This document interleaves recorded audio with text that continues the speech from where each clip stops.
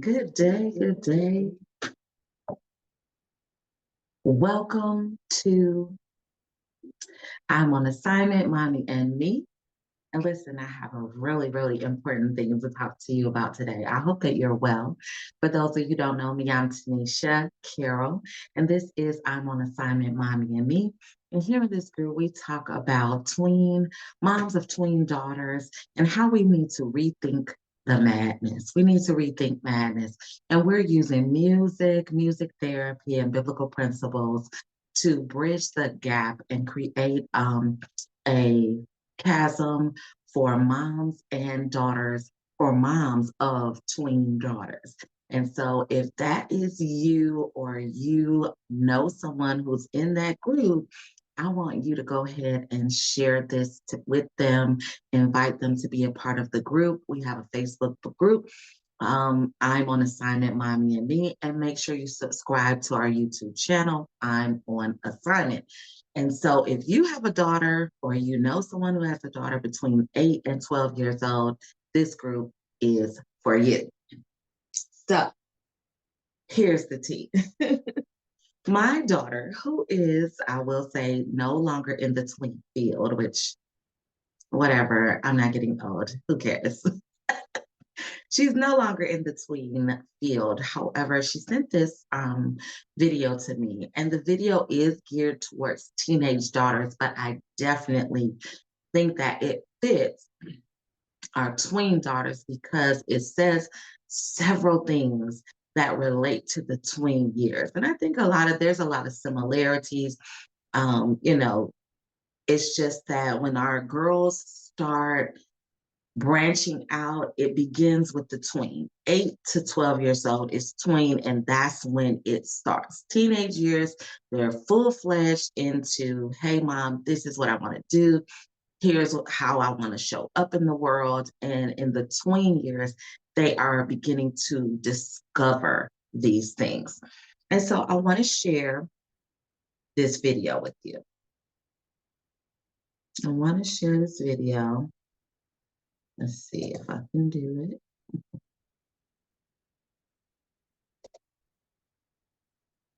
And this young lady, Lord knows she doesn't have any children. She does not have any children. Oh, that's what it is. Okay. And she's young. So she definitely doesn't have any teenagers. So I think she's speaking from a teenage point of view. Okay. She is a young adult. I'm not sure exactly how old she is, but I do believe that she's probably in maybe the 18, 19, 20-year-old age range. Okay. And so, let's see if I can share this. Advice for moms with teenage girls. Girls, you're welcome. Please send this to your mother. The more you tell her to do something, the less she's gonna want to do it. Stop helicopter parenting. She knows what's best. You are her mother. Please let her be herself. If she has a passion for makeup, let her wear makeup. If she really likes a boy, let her have a boyfriend. Trust me, she's gonna do it whether you like it or not. Also, you might as well be on her side. Do not try to limit screen time. It's literally our whole world, and by taking it away from her, you're cutting her off from everyone. She already knows. She did bad on a test and could have studied more. If she has no friends, there is no need to remind her. Just be there for her and be helpful. Don't remind her of everything she's done wrong, what she could have done better, because you could not go back in time. Moms, socializing at school is a lot of work. If us girls just want to come home and lay in our bed and watch our favorite show, please let us. We are not just depressed. We need to recharge our social batteries. Honestly, we know the moms can detect fake friends faster than we can, so please help us from the burden of actually becoming friends with them. We know you know best, we just don't like to admit it. Good luck to all the moms with teenage girls out there. Mwah, love you all. Bye. Advice for moms. Okay. So did y'all catch all of that? It was a lot, right? It was a lot. So the first thing is, what she said was, they want less interaction. Let her be herself. She'll do whatever it is, whether you like it or not. Don't limit screen time. Let us lay in bed after school and recharge. Be there for her. Be helpful. Don't remind her of what she's done wrong or what she could do better. And help us to be aware of the fake friends because we know that you know faster than we do. Okay. That's a lot of instructions coming from a child to a mother, right? So I'm going to just give some response to this because I think that some of the things that she has to say is valuable. And as mothers of tweens, we need to find that balance of knowing what is right, but also knowing how your daughter feels about a situation, what her perspective is. And it's something that can be challenging to learn if that is not your natural way of doing things. If your natural way is to be like, this is what I said, do what I told you to do. And let me just say, there's nothing wrong with that. I come from that space. I live in that space probably about 80% of the time, maybe 75 to 80% of the time. I definitely live in that space. But also, if we want to create positive interactions with our twin daughters, we want to have good relationship with our twin daughters, we have to also be able to hear them. We have to be able to hear them, and we have to be able to say, okay, well, what do you think about this? Well, why do you think you should be able to do that? Okay. There's some things that I am very like hard lined on, but some things I'm more than happy to have a conversation about. And that is one of the major keys when it comes to raising our daughters, our tween daughters, is what do they need and what is a non-negotiable and what is a something we can compromise on, something we can negotiate about. All right. So, first and foremost, the less interaction. Tweens are wanting less interaction as they move from 8 to 12 years old and into their teenage years. Being available, but also providing structure is key. Clarify what the rules are. And the rules for an 8-year-old and the rules for a 12-year-old may differ because as you get older, your boundaries may shift because an 8-year-old cannot go and hang out at the mall. Well, my 8-year-old could not go to the mall and hang out with her friends, but maybe a 12-year-old can go in a group setting, you know?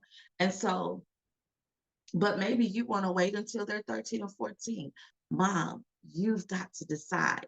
And let me just encourage you, you get to decide. And it doesn't matter what her friends' parents are doing and what, your sisters are doing, your cousins are doing. You get to decide for yourself.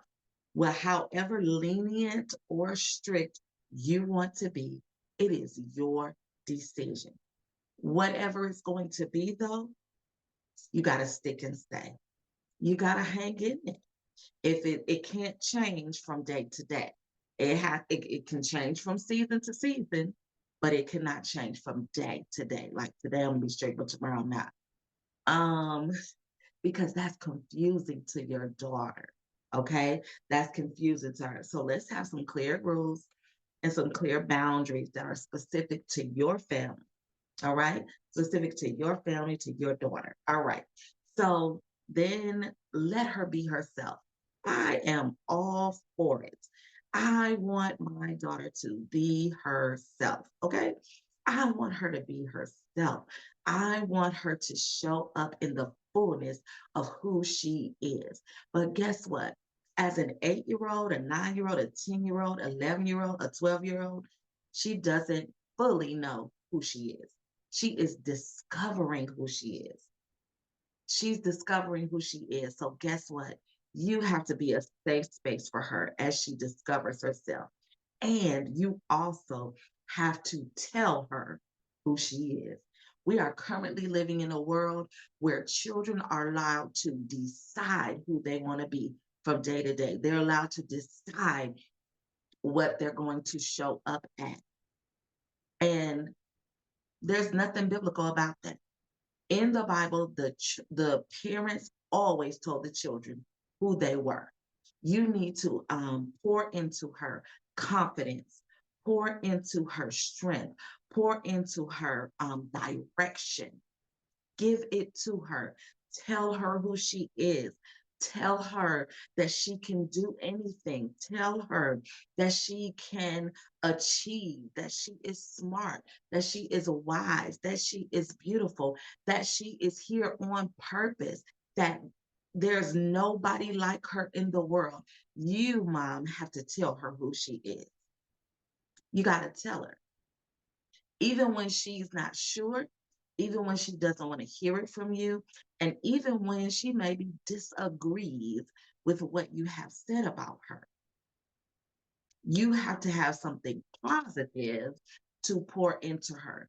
I am not saying tell her that she's too fat, that she's too skinny, that she's too tall, that she's too short. Your daughter does not need to hear that from her mother.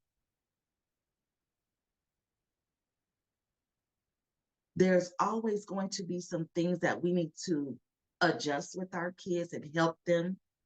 But I'm telling you, focusing in on the negative is going to create a distance between you and your daughter. Okay.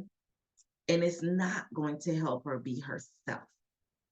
All right. So the other thing she said is that she's going to do what she wants to do. So just let her do it. Let her wear makeup. Let her date. Let her wear the kind of clothes she want to wear. And I'm going to say, create boundaries with all those things. What if an 8-year-old likes a boy?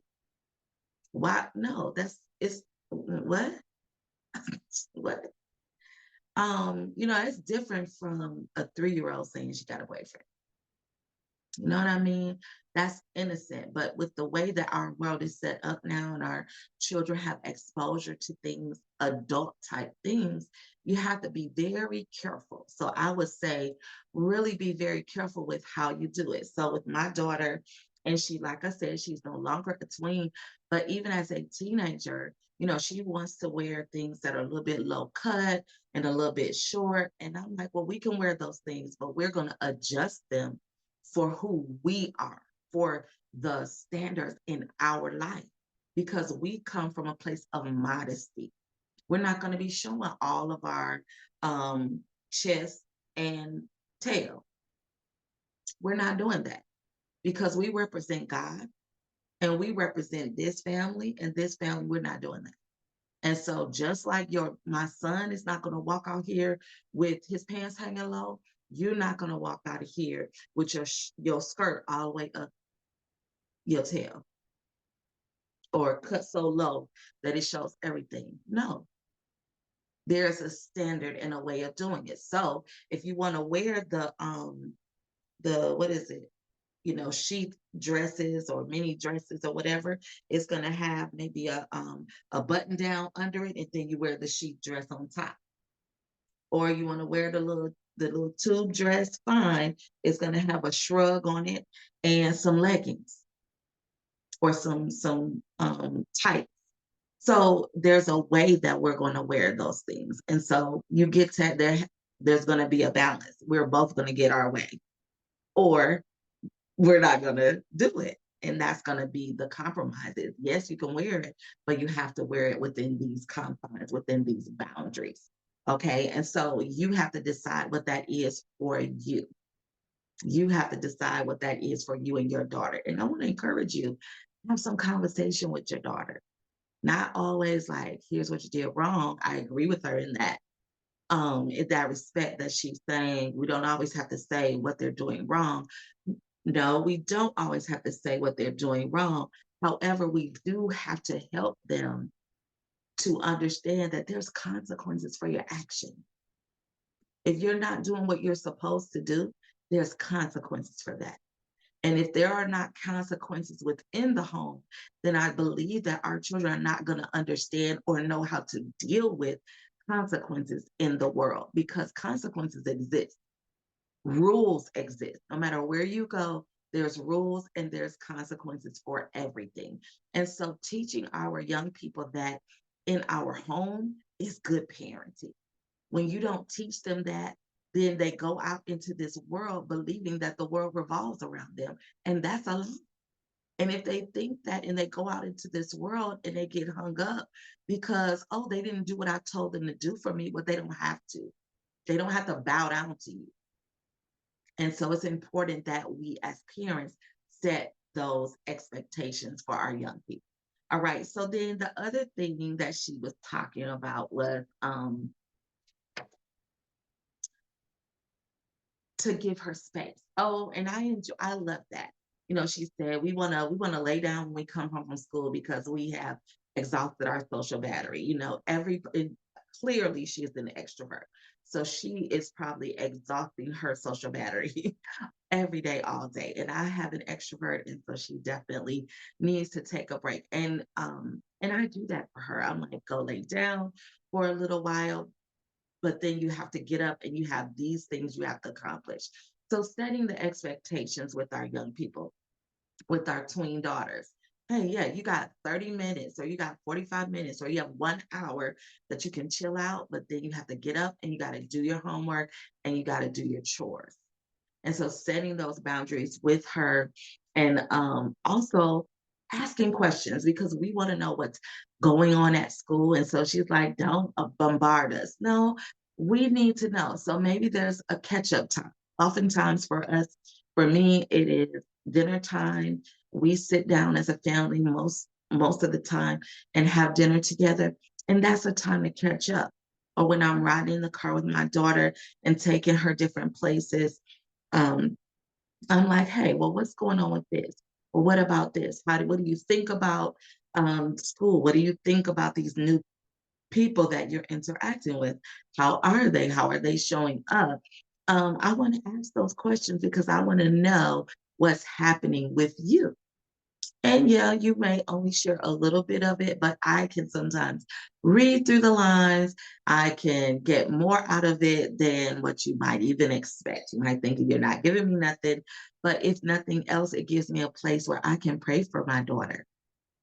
I can pray for my daughter and I can call things that be not as though they were. All right. And then, we talked a little bit about this correcting bad behavior. Listen, we got to do it. We have to do it because we have to help our children show up as their best self. We have to help them show up as their best self. Bad behavior will always be addressed because the real world doesn't love her like you do, Mom. We have grace for our young people, hopefully. Sometimes grace isn't given because we've given grace so many times that now we have to set a hard line. And I have to say, if you do this again, this is the consequence. You're not going to have your phone. You're not going to have your iPad. You're not going to go with your friends. You're not going to have this or that. Okay. And those are the kind of things that we have to do because we're now, as they get older, the older they get, we're starting to prepare them for the next phase of life. Right. Um, with that being said, we also have to create a place of safety, love, and protection in our home. Our home cannot be the place of anger and dysfunction all the time. It has to be a place where our daughters can feel safe. All right. And then finally, I want to say, I think she said, I wrote everything down, y'all. Oh, help us, because we don't always know. Like good parents know their children better than their children know themselves. Okay. They know their children. And so when we are trying to say that person, I don't think that person means you any good. I don't think that's a good choice for a friend for you. Then maybe we need to say, well, here, test this out here, try this, give some suggestions because sometimes they just want to be friends with who they want to be friends with. And sometimes they're not even necessarily trying to be friends with them. They are just being kind because they are a kind person. I have a child like that. I have my daughter. She is going to be kind to everyone, no matter how they treat her. My son he's like he gonna be kind to you until you show him that you don't know how to be kind. And then you're dead to him. And so I'm trying to help him find the balance. Both of them need to find the balance of it all. But It's just funny how different they are. And we have to, no matter what, we have to help our kids to interact well with others, to be able to interact with others. Everything doesn't have to be a fight ready to happen, but also we don't always have to allow ourselves to be taken advantage of. Okay. Good parents need to create a space for us to trust our children. Trust your daughter and give her the opportunity to trust you. If she's going to trust you, that means you have to do what you said. Listen to her and have the expectation that she will listen to you. Apologize. Mom, it's okay for you to apologize. I'm going to tell you, I was not the biggest apologizer. I still have moments. I don't know why that is a thing with me, but I'm not a big apologizer. Or I won't say that because I apologize way more now than I did years ago. And there's nothing wrong with that. And I apologize to my children. If I'm wrong, I'm wrong. And if you're wrong, be wrong because there's nothing wrong with that. You just say, oh, I didn't know that. I apologize. I missed that. Okay. Sorry about that. And then tell them how much you love them. Tell them how proud you are of them. And tell them how much, um, what expectation you have out of their future. It is going to make a huge difference in their life. All right, ladies. I thought this video was really, really interesting. And I thought it was great that I would have the opportunity to just kind of respond to it. And I think I'm going to make a shorter video not only for parents, but also as a mom to a daughter. Here's why I do this. So y'all let me know. Let me know in the comments, like, what do you think about this video? What do you think about what she said about letting having less interaction, letting her be herself. If she wants to wear makeup, let her. If she wants to date, let her date. What do you think about the limitations that or lack of limitations that this young lady feels should be put on teens and tweens? So thank you guys for being here. Thank you so much for showing up, and I look forward to talking with you again soon. Bye bye.